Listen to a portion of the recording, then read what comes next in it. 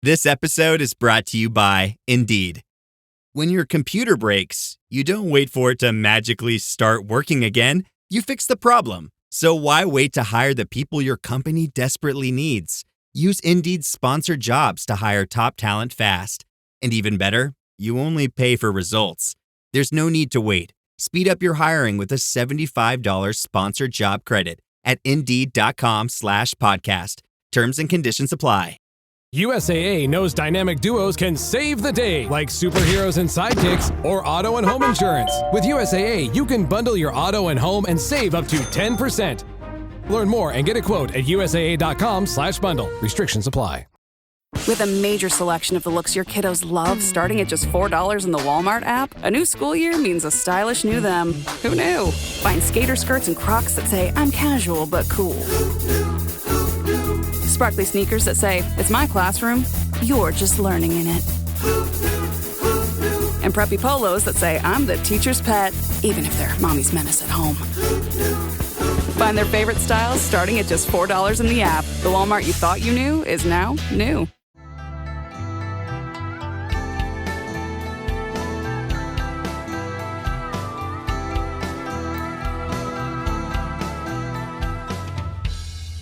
Welcome to another episode of Anxious Black Belt. Apologies about not having a episode on Tuesday. I was poorly. I had a man flu. Luckily, I survived this devastating state. To tell the tale, I think it got me when I relaxed after the organizing the knife mitigation workshop with Tommy Jomur. Just relax, and it got me and wiped me out for a couple of days. But hey ho, we're back to operations, and I would like to reflect a little bit on that knife mitigation workshop.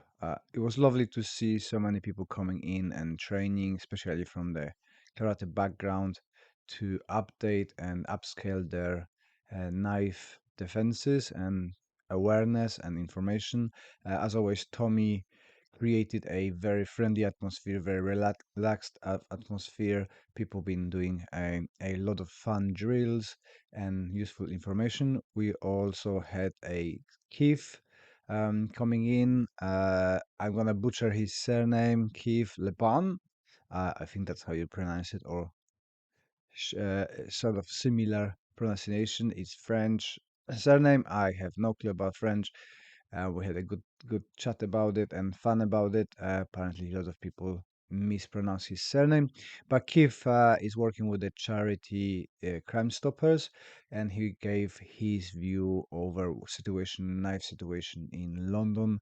It was very interesting. So thank you to Keith and Tommy for coming in and sharing with us all the information that sometimes just goes over the head for us who are not so much deep into self-defense. Also, things getting blown off proportion sometimes through the media. And although there's lots of knife crime, there's not that much of a actual deaths, but it's just highlighted in the news, and it perception is worse than actually it is. So that was the workshop. After workshop, I had the pleasure to record a kind of mini documentary with Tommy about the classical boxing, and we compare the stances, techniques, and rules of combat to karate. And it looks like evolving a similar situation, but the evolution of the rules and a gear dictated a change and approach in boxing. So if you want to watch that, there is a clip already published on YouTube. The card up the top and the description down below. If you could watch it, let me know if you like this stuff. I'm gonna be trying to take the channel towards the more of a documentary style. I don't know, I'm not sure how to do it yet in terms of a setup. So this one was, we've been talking with Tommy, and a camera was as a fly on a wall. So we may basically mostly facing each other instead of facing the camera. I'm not sure if that's the way to do it, or we're gonna do it more in the next ones towards facing the viewer. I'm not sure which one is more. Obviously, it's the first time I'm doing it, and I'm a bit of a stiff and awkward on it. So if you want to see that again, watch the video. Let me know what you think about it. Is it working? Is it not working? We recorded as well the second one because Don came, joined us for a knife mitigations, and he was as well kind enough to spend some time with me after to record a mini documentary on Kisaki Kai and his take on application of the combat rules by Vince Morris. So he grabbed me a few times, throw me about, punch me about, explain the in details pathways and his approach to karate.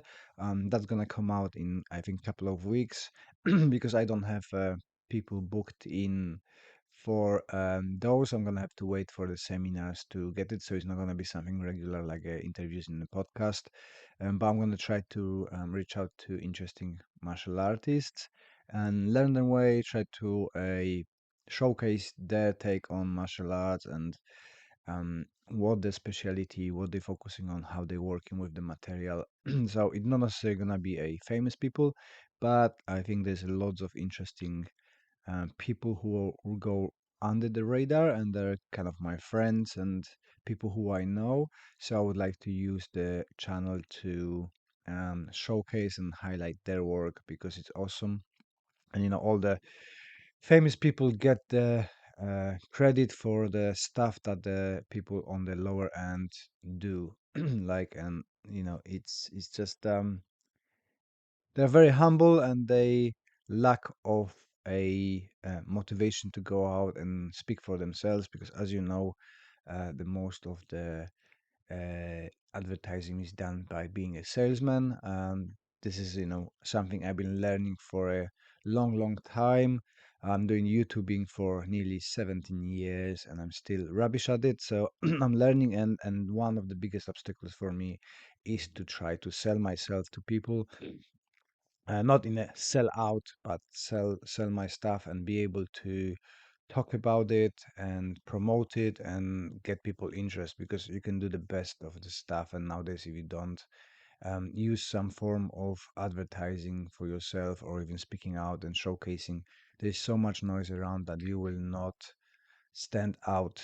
And yeah, so I'm gonna try to help if I can to highlighting those projects, and we'll see how it goes. I hope it's gonna be successful. I hope we're gonna be able to get few people recognition they deserve.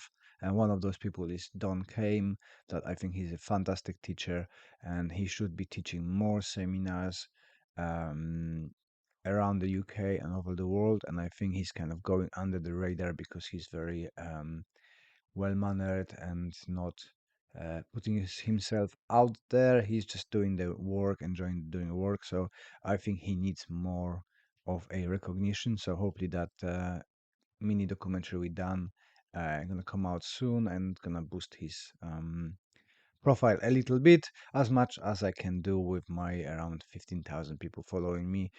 Is a drop in the ocean, but hey ho, 15 is better than zero, so we'll see. And I really appreciate your time and your support and all the subscriptions to all the kind of media I'm trying to do. Thank you for your patience with me and putting out with all the errors, mistakes, and stuff like that. It's really appreciated, and it helps me to learn. And your feedback is very useful to moderate and modify the things I do. And this podcast was fantastic for me in terms of communication skills, talking to people, and using my voice in a little different way. Naturally, when I'm speaking, I do a lot of oh as a breakers to think, and to hear that through the podcast, it really made me to focus on cutting those down. Obviously, it's not happening 100%, so you can still hear that I'm doing those breakers, but I'm trying to be able to have a break without the sound filling the space. It's difficult. I don't like that breaks. It makes me anxious. it seems to be that I want to talk really, really fast to cover the pace, and it takes a long time to get used to it, to breaks between the sentences. But I hope it's a process, and I'm sure I'm gonna get there in the future. Same like with the filming, I'm somewhat more confident and more comfortable on the camera now, but there's still lots of work to be done. And I'm gonna take that into a project. So I was saying that the people doing a lot of projects on the ground without being noticed. So I've been doing that for nearly 10 years with Karate for Mental Health. And I'm happy to say that the last week feels like a huge breakthrough. I had a conversation with several organizations, and it looks like 4 organizations are interested in having incorporating Karate for Mental Health in their processes and be available for their clients. So one of them is Oakleaf. Obviously, we're working with Oakleaf for a long time, 8 years now, and we got extension for another few months of the um, projects, which is awesome. We've got our own project where we got funding for a year for free classes on the Wednesdays, open to all adults. And yesterday I was doing a test session for a disability coalition in here in Surrey in Godalming, and it was a nice out of comfort zone experience in a couple of ways. First, I've been teaching people with impaired sight, so completely blind one lady and the other one with a very restricted view. People in a wheelchair, people with the mobility issues, and it was interesting for me to use those skills that I learned on different courses and through the years of experience, and actually put it. And the feedback was fantastic. The both ladies with the sight issues said it would done a wonderful job explaining to them karate and showcasing how they can use the touch to implement karate techniques. The other challenging point was that I wasn't told that we're gonna have a active SARI, which is a quite a huge funding body, gonna be there assessing and looking what I'm doing, plus taking a professional pictures. So hey, I might have it for the first time some decent pictures of me um, teaching, which gonna help in promotional stuff, and who knows, maybe they can even edit smiling. So watch out for this. I might be smiling on the pictures and having fun and have it a really nice pictures done. So from them, there was a recommendation to get in touch, excuse me, with a sports in mind, which we have in conversation now. Maybe there's gonna be opportunity to do some martial arts for mental health with them. I had a chat with Lockwood Studios. They just starting a big project of well-being within that premises. They've got a massive warehouses, theater, and studios. So we're working on now what we want to do, which projects we're gonna do. Is it gonna be a karate? Is it gonna be a taiso? Is it gonna be a fitness sessions? But we're gonna do something, and it's gonna be probably for people with mental health and disabilities as well. This is kind of what I'm driving into towards. This is kind of I want to be in that space and providing that karate for those people. So, and one more is Catalyst.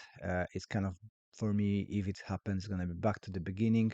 Part of Catalyst is the Welcome Project, which I started in. My first Karate for Mental Health classes was with Catalyst over 12 years ago, and we will be lovely to be back to them. Unfortunately, they had some changes. The creator and founder of Catalyst passed away about 8 to 10 years ago, and they had a restructurization. They weren't sure if they're gonna survive, so they cut down the projects. That's why we moved to Oakleaf, and now they're looking back into a getting the physical well-being and physical activities, and I've been in contact last week talking about it. They're interested, so I hope that the karate will be back in there and we're gonna be having a classes there, meaning that It seems to be a short on time for me, so we're gonna be having a couple of coaches coming in, hopefully, and teaching with us. So expansion for karate for mental health, I hope. If not, then we're gonna back to what we're doing now and try to convince other organization that it is worth investing in a karate as a support of the therapy. So I'm really, really excited about it. It's exciting times. It pushes me towards more challenging work, which is always good. You always want to be out of the comfort zone. And I follow that through. Sign up myself for 3 levels of disability coaching with a disability coaching UK. So we're gonna be a fully qualified, hopefully within a year, to specialize in people with disabilities and organize some groups specially for those with a full awareness what I need to do. Because as much as I done a disability training, at least that's what we've been sold by Ikaido organization. It was meant to be disability training level 1 in specialty of karate. But when we got our certification, there's no mention of disability. It's just a preparation for coaching from First for Sports. So, bit disappointed in that because I was hoping that it's gonna be a bright future, but the organization turned out be not what I was expecting, and with a lot of issues. I'm not gonna get in there, but very disappointed on that front. So, been spending time doing my mental health courses, producing our own mental health course. If you would like to explore the Karate for Mental Health toolbox, link down below or on a card at the top. You can grab the free action plan to check if you can benefit from that course or not. So yes, I'm gonna be going and doing a full qualification with a disability sports, and hopefully we can take karate for mental health in a more narrow direction into a disability coaching, and that's kind of what I'm interested in, how I can adapt karate to help more people and showcase it to more organization and use it as a support of therapy or just well-being tool. Speaking about karate for mental health, we've got the upcoming seminar on the 21st of September. If anybody would like to join in, we've got 25 spots available. There's only 15 left, I believe. So if you want to jump on that one and train with myself, Don Kame, Gary Lever from Goju-Ryu, and Ben Kraftschihan from Goju-Ryu as well, then book yourself, obviously, until the tickets are available, because we cannot fit any more in a gym. That is going to be super interesting. I'm really looking forward to training, especially with a Gary and Ben. I never had a pleasure actually cross hands with them, so it would be awesome to try that. And always pleasure to train with Don. I really respect Don. Like I said before, I think he's very under the radar in UK and should be um, more booked in for a seminar. So we're doing our best to get him and share his knowledge. And I just love the person he is, and I love training with him. So short one today. As you can hear, I still a bit of a suffer with the voice issues. And next week, I'm talking to John Gardner, who is a sensational, that's the word, sensational martial artist and very popular on social media. So I'm looking forward to learning from him few tips, and maybe I'm going to be popular as well. Well done for listening to all of it. You are a superhero. Thank you very much for your support. And if you could leave us that review on a podcast platform, that would be amazing. I appreciate your time, appreciate your support, and I wish you all the best until the next one. This podcast is part of the Sports Social Podcast Network.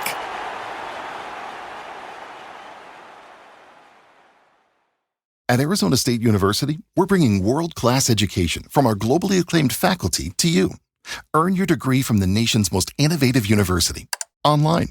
That's a degree better. Learn more at asuonline.asu.edu.